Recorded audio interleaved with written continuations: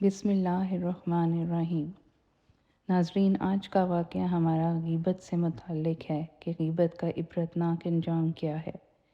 ایک تابعی جن کا نام ربی رحمۃ اللہ ہے، وہ اپنا واقعہ بیان کرتے ہیں کہ ایک مرتبہ میں ایک مجلس میں پہنچا۔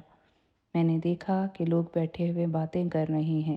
میں بھی اس مجلس میں بیٹھ گیا۔ اب باتیں کرنے کے درمیان کسی کی غیبت شروع ہو گئی۔ مجھے یہ بات بری لگی کہ ہم یہاں مجلس میں بیٹھ کر کسی کی غیبت کریں۔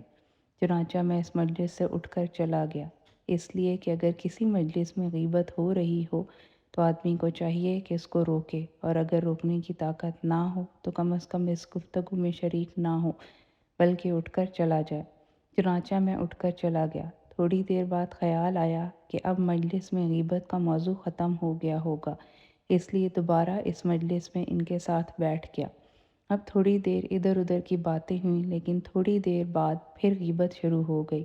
لیکن اب میری ہمت کمزور پڑ گئی اور میں اس مجلس سے اٹھ نہ سکا، اور جو غیبت وہ لوگ کر رہے تھے اسے سنتا رہا۔ پھر میں نے بھی غیبت کے 2 جملے کہہ دیے۔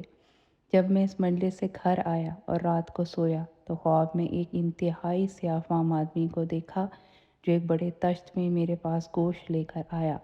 جب میں نے غور سے دیکھا تو معلوم ہوا کہ وہ خنزیر کا گوشت ہے، اور وہ سیاہ فام آدمی مجھ سے کہہ رہا ہے کہ خنزیر کا گوشت کھاؤ۔ میں نے کہا میں مسلمان ہوں، خنزیر کا گوشت کیسے کھاؤں؟ اس نے کہا یہ تمہیں کھانا پڑے گا۔ پھر زبردستی اس گوشت کے ٹکڑے میرے منہ میں ٹھونسنے لگا۔ اب میں منع کرتا جاتا ہوں اور وہ ٹھونستا جا رہا ہے، یہاں تک کہ مجھے متلی اور کے آنے لگی، مگر وہ ٹھونستا جا رہا تھا۔ پھر اس شدید اذیت کی حالت میں میری آنکھ کھل گئی۔